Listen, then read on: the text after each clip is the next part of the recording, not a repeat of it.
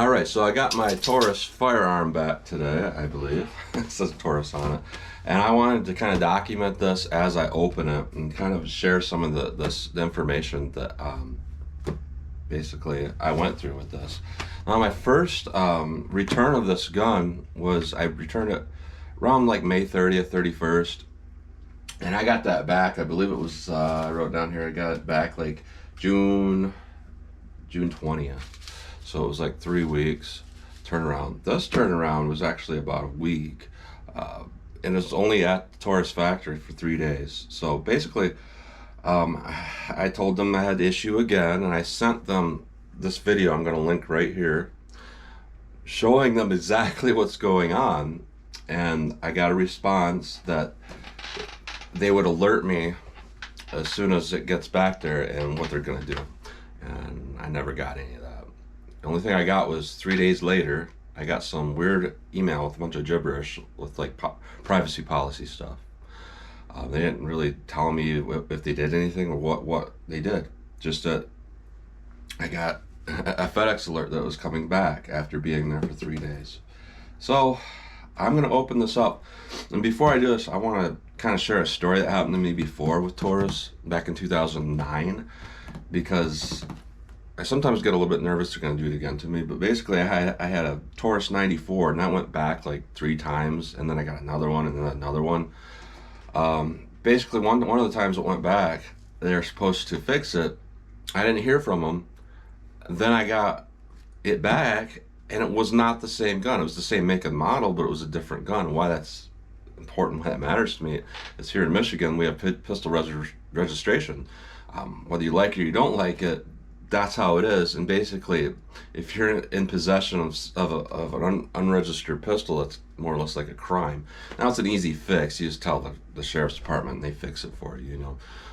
Yeah, I want this registered to me, this is what happened, but still not really a good thing for a company just to do whatever they want. So I wrote down my serial number so I can check and see if this is actually the same gun. So all right, let's open this up. Definitely don't make it easy with these FedEx boxes here. So here we are, same box, warranty repair.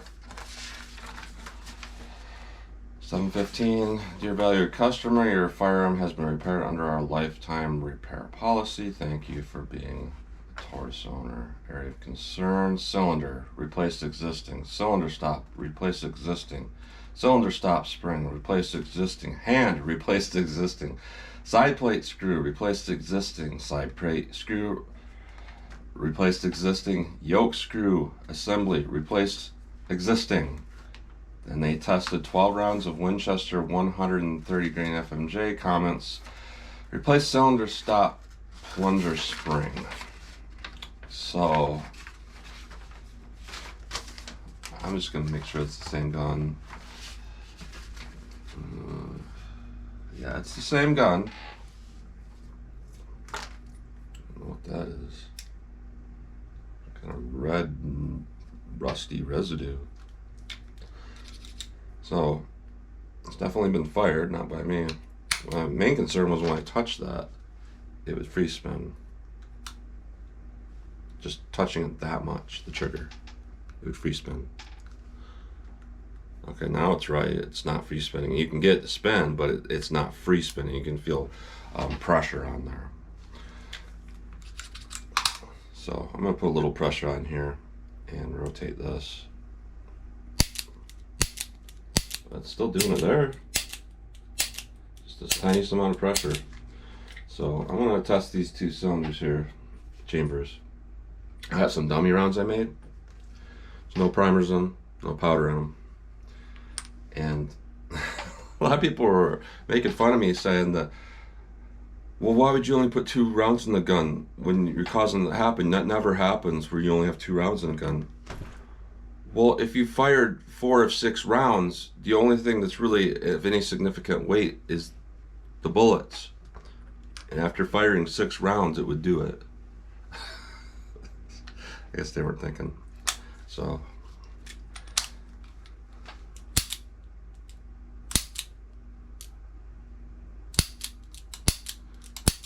I didn't get to do it that time. So let me go back to this type of test.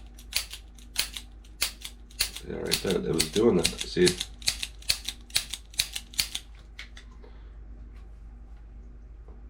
Now definitely the cylinder stop is higher than what it was, and that was definitely an area of concern. And pull back this here and take a look at the hand movement and firing pin. You know, it's still not 100% when it's doing that. No revolver should do that. So what I'm going to do here is I'm going to test 2 chambers here at a time. And these are 200 grain bullets just to make sure. Alright, so now I'm going to rotate one of these rounds to the next chamber.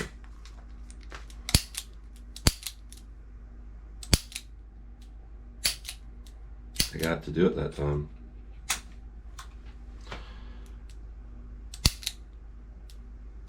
Yep, it didn't rotate.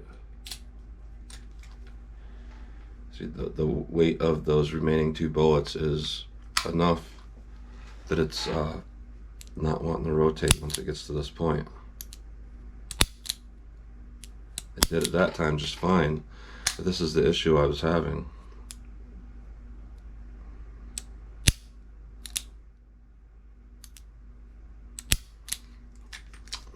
Move it one more.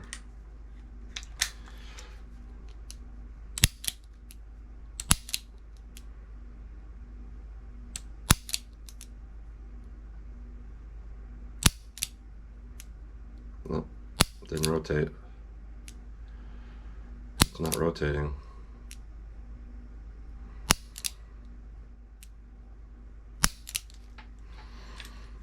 Now, let me throw some brass in there.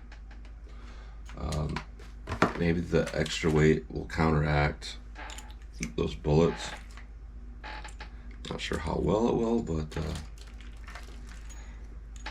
gotta give it a try. Because 4 more empty brass is a little more real world. 1,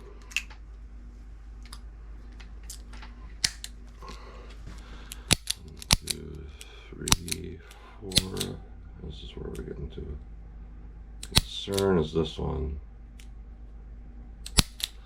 Now it did turn with brass in it, just to counteract that weight a little bit. So what I can tell is the problem still technically exists, but there's just enough fix in this to cause it to fully rotate when there's a little bit of brass left, 4 brass casings left. And these again are 200 grains. These are much hotter than, or heavier than what I would normally fire. I would normally be firing like, generally I do about 125 grains with my target ammo and my reloads and all that stuff. So that's just going to the extreme with it. And even at the extreme with the brass in it, it still seemed to fire, even doing that slow pulling stuff. So like I said, it's not quite right because I've never seen a revolver do that before ever, where it refuses to rotate just because there's a little counteractive weight in there. But it does appear, you know, just from touching this right here, it's not free spinning back.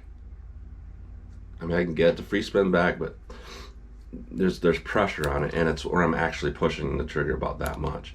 Like I said before, originally it was, if I just did that, it would free spin. And while it's free spinning, there's a ton of friction on there.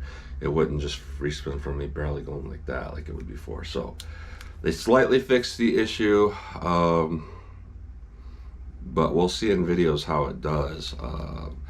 Other than that, everything seems to be okay with this thing. So that's my next update. So thanks for watching.